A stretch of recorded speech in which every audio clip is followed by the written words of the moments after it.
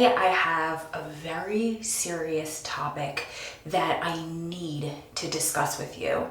We're going to talk about the heat in prisons and how people are literally cooking to death inside of a prison. We'll start with a story of how I put myself in a situation where I was overheating without even realizing it, how that affected my mood, and why your loved one could potentially be in a horrible mood right now because of the heat. I will also share a story of somebody who was made the face of this in a Texas prison who lost his life after complaining, and he's only one of many, although Texas and Arizona seem to be the worst in the United States. But every prison that does not have air conditioning in warmer temperatures is at fault and is horrific.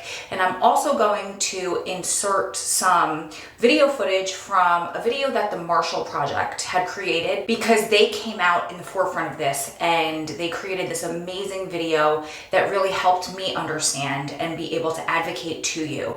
I ask, if you're new here, to please subscribe to this channel so you never miss anything and I can keep you up to date on things like this and support you. And I also ask everybody that stumbles upon this video and watches it to please share this, especially if you're an influencer with a large following.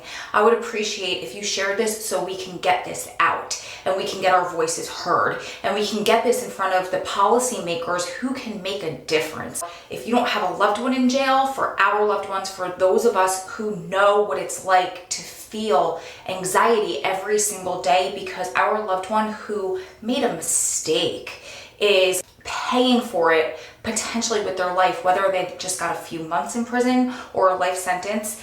Every single one of them that is in a facility that is in triple digits without air conditioning, especially being locked down or in lock-up, potentially faces a death sentence. Deadly heat threatens hundreds of thousands of Americans who are serving time at prisons without air conditioning. With a warming climate and 2.3 million people behind bars, this American nightmare shows no signs of ending. Recently on Strong Prison Wives and Families, we've noticed a lot of our members discussing how their loved ones are extra cranky, they've been kind of snippy with them, and they came for support. And I think a lot of it has to do with the fact that we are in the summer, temperatures are soaring, a lot of the country is experiencing a heat wave. Since inmates know about the side effects, some stop taking their meds in the summer. Maybe that's linked to the fact that when temperatures rise, the number of suicides and fights rise too. And actually, in my research for doing this video, I learned that over the past few years, temperatures have soared and they will continue to soar because of global warming. So this isn't going to get any better. But I checked with the official state climatologist, Texas A&M professor John Nielsen Gammon, who's an expert witness for the state. He says Texas is just getting hotter. 4 of the warmest years on record have been in the past decade, and the hottest, 2011, far from being an outlier, is a glimpse into the future. The warmest summer on record for Texas and Oklahoma, for that matter, was 2011. We averaged about 5 degrees Fahrenheit above normal, and we set a record for a number of days over 100. Do you have a sort of an estimate about how many days? About 40 to 70 days above 100. 40 to 70 days above 100, wow. That's right.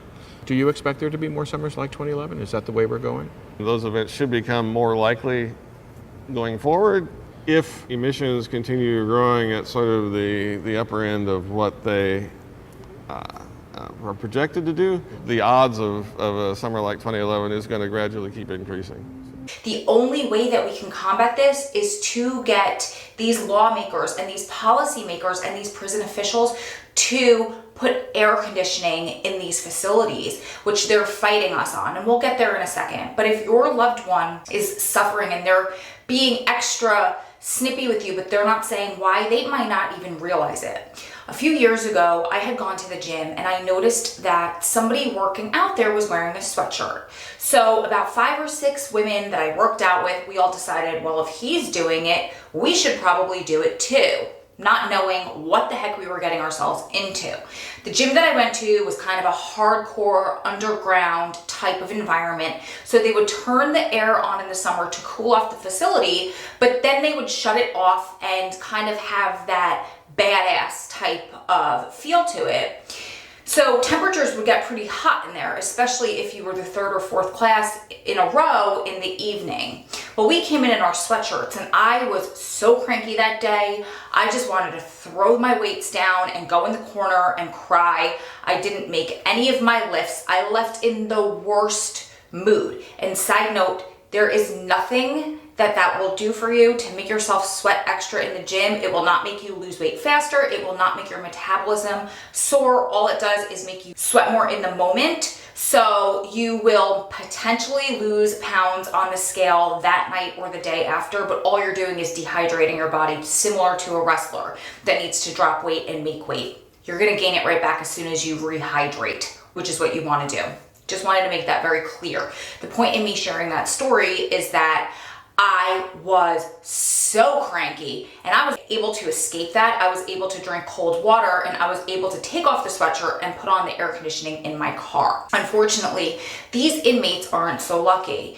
And when advocates went to officials and explained the situation, they likened it to people in the military who didn't have heated tents overseas. They said if they could do it, those people in jail need to deal with it. They need to man up.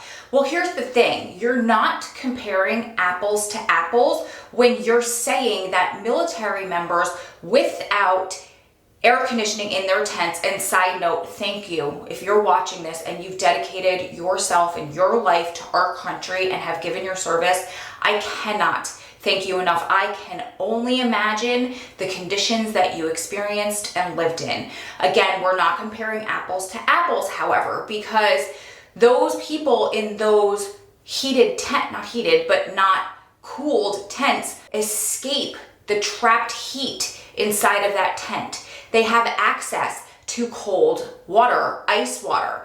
They have packs. They have things that can help them. So again, I am not taking away from you what you did if you were in the service or what people who are in the service do and the struggles that they face and how hot it must be in those tents. But we're not comparing apples to apples here, and I don't think that you need to punish people in jail just because people who are in the service are suffering. I don't understand that comparison. So let me tell you a story of a man who lost his life because of extreme heat conditions in a prison. His family visited him one weekend afternoon and he asked his brother for a Coca-Cola out of the vending machine, and when he brought it back, his brother, the inmate, chugged it down that can of Coke within seconds, asked for another one, did the same thing, then he asked for a third, did the same thing. So his brother, the visitor, said, "Do you not get Coca-Cola back there? Do you not have access to it?" And the inmate said, "We can buy it. However, the can will explode shortly after I get it because of the extreme heat in here." So you can imagine how hot it must be to explode a can of soda. That's hot. That's triple digits for certain. So that inmate went on to make complaints to staff, to administration, to try to be seen by medical. Nobody would see him. Nobody would help him. Nobody was hearing his cries. On a visit, he told his brother, "I will die in here." And his brother said, "You'll be fine." He was only 8 months from parole. He said, "I promise you, when you get out, we're gonna go on a fishing trip. You just have to make it through." There's one prisoner, Robert Allen Webb, known as Allen, who seemed especially desperate. He complained of being dehydrated, feeling dizzy, having cramps and muscle spasms, and having these symptoms all day long. A year later, Allen complained again of dizziness and chest pain when he was walking down a prison walkway. Well, a few weeks after that visit, that inmate was found naked on the floor of his cell, laying on top of wet towels, trying to cool his body off.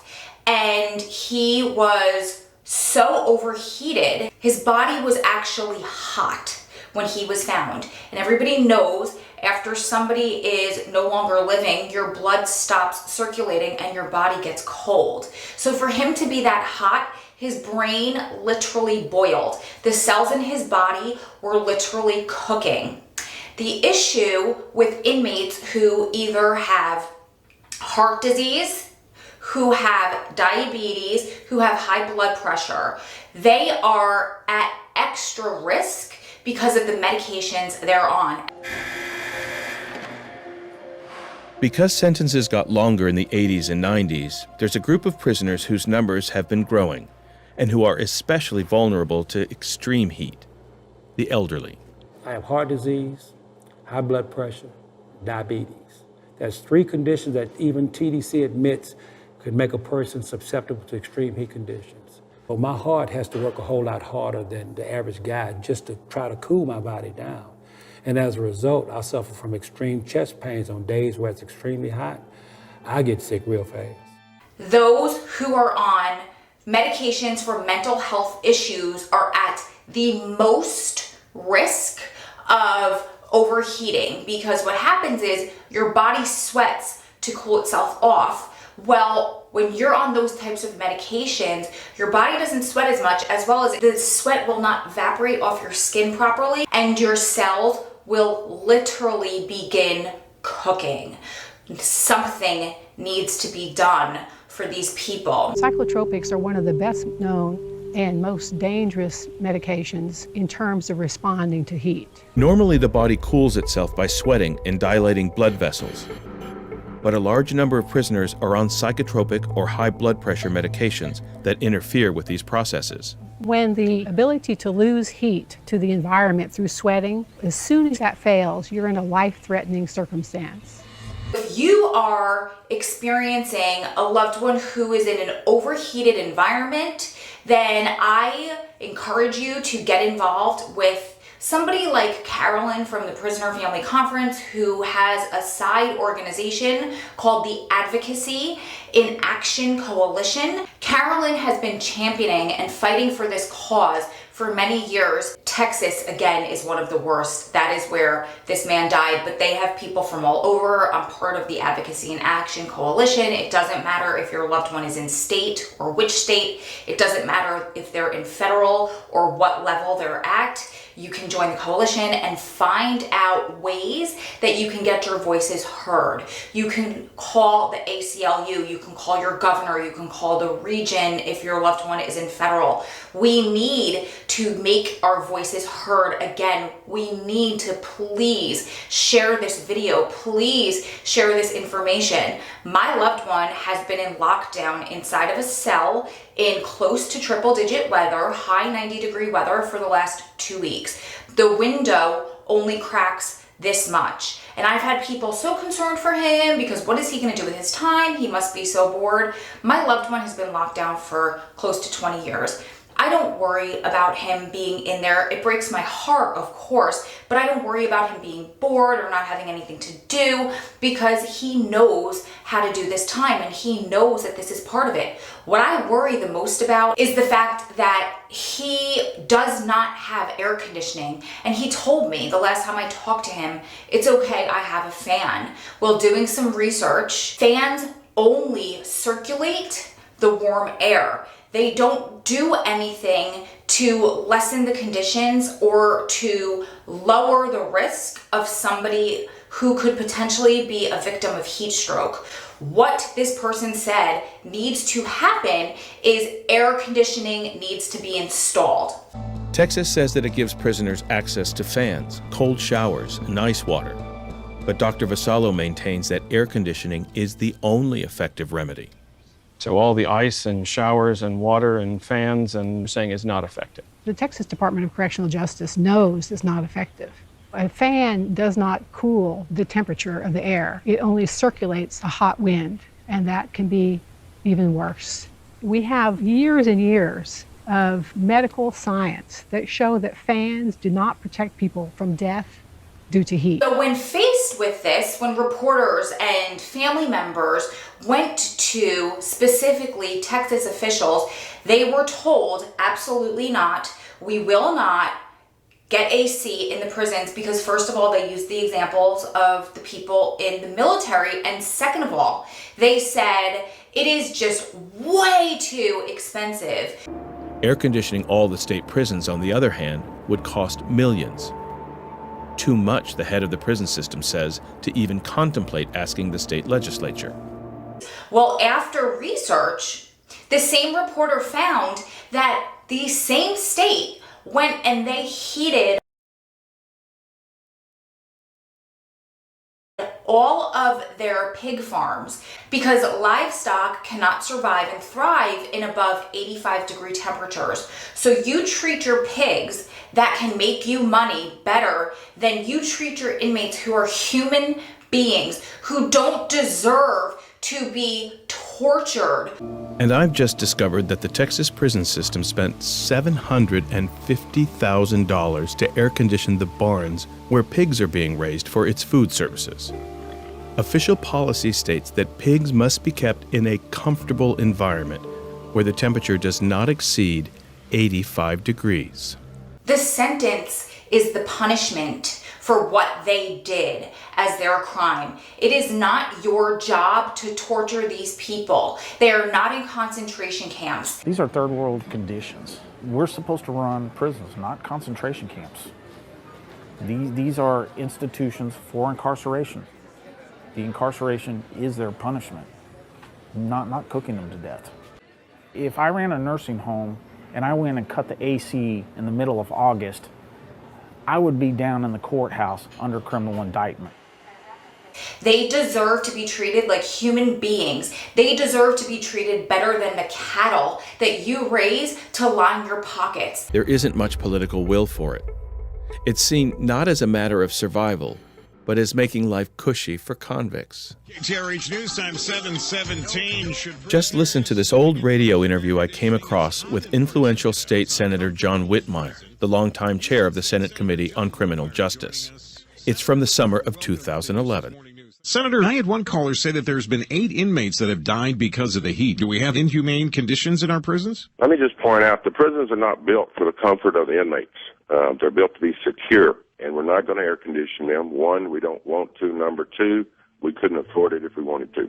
I beg you, I beg you, I beg you. There are inmates in Arizona who are reporting that the soles of their shoes are melting because the temperatures are soaring that high in there. There are people that have no access to fans because, in fact, fans can be considered contraband in certain states. So now all you're doing is increasing that torture. They're putting blankets and sheets under water out of the sinks in their cells, and they're laying them on the floor to try to get some sort of relief. It's like day-to-day torture. It's like you dread waking up in the morning because you know you have to deal with this extreme heat. I'll actually wet my floor down and I'll strip down to nothing but my boxers on. And I'll put my fan right there, blowing right in my face. No matter what we try to do, rags over our head, water on the floor, fans blowing on us, it does absolutely no good at all. It feels like I'm suffocating. I feel that dread every day, that why I've got to go through another day like this. This has to change. These are human beings. These are lives. These are our loved ones. And even if you do not agree with their crime, I don't agree with the crime that my loved one committed, but they're there for rehabilitation. They are not there to be tortured. They are not there to keep money in your pocket. So please, I beg you, I plead with you, I implore you, if you have the ability to change this, please hear me, please. I beg for your mercy to do something about this. And if you're here watching this, I beg you to please share this video everywhere that you can, because we need the change. We need to be that change. We need to make our voices heard. We need to unite. United we stand, and we need to fight for our loved ones who don't have a voice at the moment, who try to get their voices heard and they are retaliated against. We can't do it anymore. We can't sit in silence anymore. We need to keep staying strong, keep loving strong, and keep supporting one another through this journey and through this torture sometimes. Lots of love from my heart to yours. I thank you so much for watching this until the end, and for sharing this, and for liking this video, and for subscribing so you never miss anything in the future. I will see you lovely, beautiful, supportive ladies and gentlemen in the next one.